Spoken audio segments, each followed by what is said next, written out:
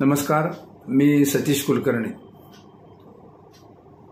दत्त अवतारी श्रीपाद श्री वल्लभांचं जे जन्मस्थान आहे, प्रथम अवतार, ते पिठापूर येथे आहे। या पिठापूरच्या श्रीपाद श्री वल्लभांच्या मंदिरासमोर म्हणजे जन्मस्थानासमोर श्री स्वामी समर्थ भवन श्रीपाद श्री वल्लभांच्या कृपेने 15 साली उभं राहिलेलं आहे। अनेक भाविक येतात, अनेक भाविक जातात। अलीकडे तिथं आता एकापेक्षा एक चांगले लॉज झालेले आहेत। जवळजवळ लॉजची संख्याही 50च्या पुढे आहे। कुणी कुठं उतरावं हा ज्याचा त्याचा प्रश्न आहे। मराठी माणसाबद्दल तर सांगू नये, बोलत नाहीत। स्वामी समर्थ भवनात येऊन राहणं तर फार लांब राहिलं। रेल्वेमध्ये गप्पा गोष्टी करतात, पिठापूरमध्ये इकडे तिकडे भेटतात, बोलतात, रेल्वे स्टेशनला भेटतात। परंतु ज्यांचं भाग्य आहे त्यांना स्वामी समर्थ भवनात राहता येतं, राहू शकतात। पण मराठी माणसाला किती सांगितलं तर कुठेही पैसे वाचवायचे, मनात काहीतरी आडी ठेवायची, काहीतरी अविश्वास दाखवायचा आणि एक मत्सर असतो तो मराठी माणसामध्ये जाणवतो। हे मी यापूर्वी सांगितलं आहे। पण पुन्हा एकदा हा जो माझा व्हिडिओ ऐकतायत त्या सर्व श्रीपाद भक्तांना मनापासून सांगणं आहे, आत्मीयतेने सांगणं आहे की खरोखरच आपण आपल्या परिवारासह, मित्रमैत्रिणींसह, नातेवाईकांसह तुम्ही स्वामी समर्थ भवनात या। लक्झरीसारखं तुम्हाला वातावरण नाही, परंतु श्रीपाद श्री वल्लभांच्या पदस्पर्शाने पवित्र झालेली ही जागा आहे। श्रीपाद श्री वल्लभांनी जागा दिली। 2 जागेचे मालक वेगवेगळे होते। त्या दोन्ही जागा मिळाल्या। अत्यंत सुंदर वास्तू आहे। सर्वात महत्त्वाचं म्हणजे जी श्रीपाद श्री वल्लभांची मूर्ती आपल्या आवारामध्ये आहे, अत्यंत देखणी मूर्ती आहे। त्या मूर्तीवर बोलावं असं वाटतं, मूर्तीसमोर बसावं असं वाटतं आणि त्याच्याबरोबर फोटो काढावे असं वाटतात। या सर्व गोष्टींना तिथं मुक्त हस्ताने परवानगी आहे, कुणीही तुम्हाला अडवणार नाही। आणि सर्वात महत्त्वाचं म्हणजे इथं सत्संग होतो। सत्संग आपण करू शकता। 30 स्वच्छतागृह आहेत, दिवसातून 2 वेळा स्वच्छता होते। अत्यंत अल्प दर आहेत, त्याहीपेक्षा कमी तडजोड होऊ शकते। त्यानंतर मागणीप्रमाणे भोजनाची, नाश्त्याची व्यवस्था आहे। कारण बऱ्याच वेळा मी तिथं असतो, बऱ्याच वेळा मी नसतो। सूचना दिलेल्या आहेत। होतं काय हे अजून बऱ्याच लोकांच्या लक्षात येत नाही। आपण मराठीमध्ये आपले एकमेकाचे विचार समजून घेतो। मूळ तिथं जे काम करणारे आहेत ते तेलुगू भाषिक आहेत। आता हळूहळू त्यांना हिंदी जमायला लागलेलं आहे। त्यामुळे त्यांच्या विचारात आणि त्यांच्या आचरणात आणि त्यांना समजून घेणं याला खूप वेळ लागतो। आपण एक बोलतो, त्यांच्या मनात दुसरंच असतं। आपण सांगतो, त्यांच्या ते लक्षात येत नाही। ही जर गोष्ट सोडली तर अत्यंत चांगला स्टॉप आमच्याकडे आहे। आणि मुळात मी तिथं 12-13 दिवस असतो। त्यामुळं कुणाची काही गैरसोय होऊ नये, जास्तीत जास्त आनंद देण्याचा प्रयत्न करतो। हा माझा मोठेपणा नाही, हे सगळं श्रीपाद श्री वल्लभ ऐकतायत। आणि ज्यांनी मी असताना तिथं हा अनुभव घेतला आहे, खरं तर त्यांनी फॉरवर्ड करायला पाहिजे की तिथं आम्हाला कसा अनुभव येतो। पण शेवटी मराठी माणसं दुसऱ्याचं कौतुक करणं फार अवघड असतं। जीवनात सर्वात अवघड काय, एक दानधर्म आणि दुसऱ्याचं कौतुक करणं। पण जे जाऊन आले, जे मोठ्या मनाचे आहेत, ते एकमेकाला सांगतात। भाविक येतात, अनेक भाविक येतात, परंतु येतात जातात, प्रवास होतो। सत्संग, नामस्मरण, पूजा अर्चा काहीही घडत नाहीत। मंदिरात सर्व पैसे देऊन ते करतात। इथं सर्व मोफत आहे। तुम्ही राखी पौर्णिमा करा, श्रीपादांच्या जवळ जाऊन राखी अर्पण करा, औक्षण करा, हवे तेवढे फोटो काढा।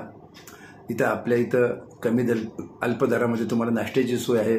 बाहेरून नाश्ता मागवा, तिथं टेबल खुर्चीची व्यवस्था आहे, तो करू शकता। सामुदायिक नामस्मरण करता येईल, तिथल्या भजनवाल्यांना बोलवा। वेळ कमी पडेल एवढं तिथं आपल्याला कार्य करता येतं। परंतु मी सांगतो वारंवार, भाविक फक्त झोपण्यासाठी किंवा व्हॉट्सअप खेळण्यासाठी किंवा आजूबाजूचा परिसर पाहण्यासाठीच येतात। अजूनही 2-4 गोष्टी मला सांगायच्या आहेत, त्या दुसऱ्या व्हिडिओमध्ये मी सांगेन। कारण तिथं गेल्यानंतर बरीच लोक तक्रार करतात, त्या माझ्या कानावर येतात, लोक कसं वागतात। पण श्रीपाद श्री वल्लभ हे सगळं पाहत आहेत।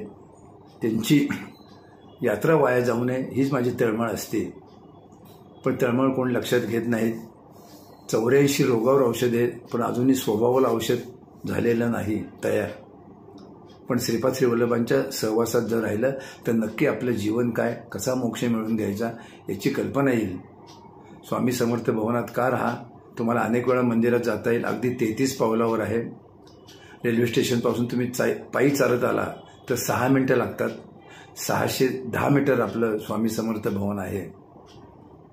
मंदिरापासून 30 पावलावर आहे. उत्तम व्यवस्था आहे. मग फक्त भाषेमुळं काही 10% सोयी गैरसोयी होऊ शकतात, परंतु उत्तमात उत्तम मी करण्याचा प्रयत्न केलेला आहे. अजूनही आता काही सुधारणा करतोय. सगळे रूम AC झालेले आहेत. पाण्याची व्यवस्था भरपूर आहे. जे जे हवं ते आपल्या श्रीपाद भक्तांसाठी उपलब्ध करून दिलेलं आहे. पण त्यांच्या मनात जर कुठला हट्ट असेल, त्यांच्या मनात जर कुठले लक्झरी असेल तर ते आपण करू शकत नाहीत.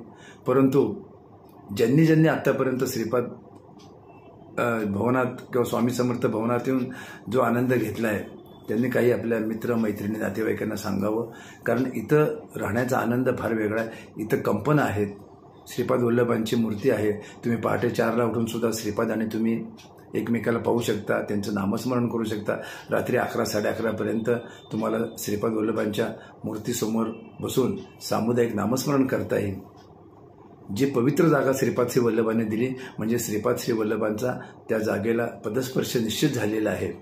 एका मराठी माणसाला 1000 किलोमीटरवर जागा मिळणं, स्वामी समर्थ भवन तयार होणं ही साधी गोष्ट नाही.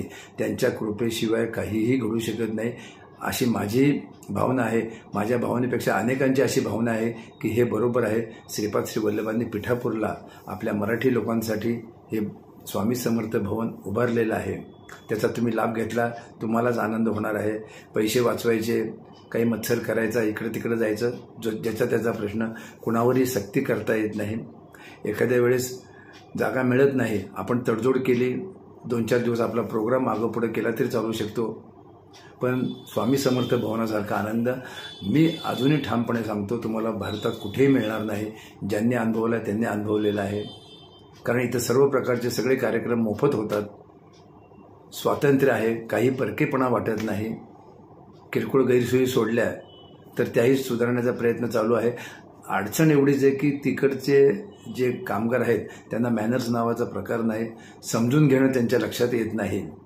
परंतु ज्यावेळी मी हजर असतो किंवा आमचे ट्रस्टी हजर असतात तेव्हा आम्ही जास्तीत जास्त सोयी उपलब्ध करून देतो. तुम्ही या, एकदा राहू नका, पण तिथं या, चहा पाणी करा, तिथं फोटो काढा आणि ते सगळं वातावरण पाहिल्यानंतर तुम्हाला वाटेल की आपण स्वामी समर्थ भवनात राहू शकत नाहीत. आणि जे आपल्याला राहू देत नाहीत किंवा ते कोण सांगत नाहीत त्यांचाही तुम्हाला राग येईल. स्वामी समर्थ भवन श्रीपाद श्री वल्लभांनी तुमच्या सर्वांसाठी केलेलं आहे. राहायला जमलं नाही तर पाहायला यायला काहीच हरकत नाही.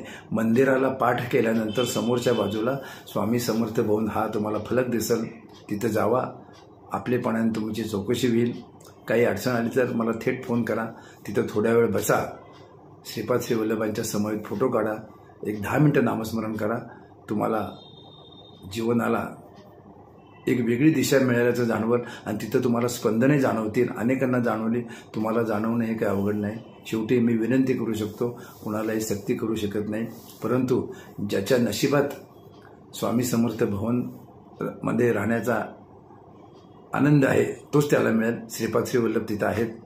ते योग्य लोकांना बोलवतात आणि योग्य लोकांनाच स्वामी समर्थ भवनात पाठवतात. कारण जे माझ्याकडे येत नाहीत ते मला जेव्हा भेटतात रस्त्यावर त्यांचं वागणं बोलणं जाणवतं. द्वेष मत्सर त्यांच्या मनात असतो आणि श्रीपाद श्री वल्लभ अशा व्यक्तींना येऊ देत नाहीत. आणि माझी त्यांना विनंती, अशी जर काही भक्त असतील तर न आलेलेच बरं. योग्य व्यक्ती माझ्याकडे पाठवतील, त्यांना मात्र आम्ही आनंद देण्याचा प्रयत्न करू, तो आनंद घ्यावा अशी पुन्हा एकदा विनंती.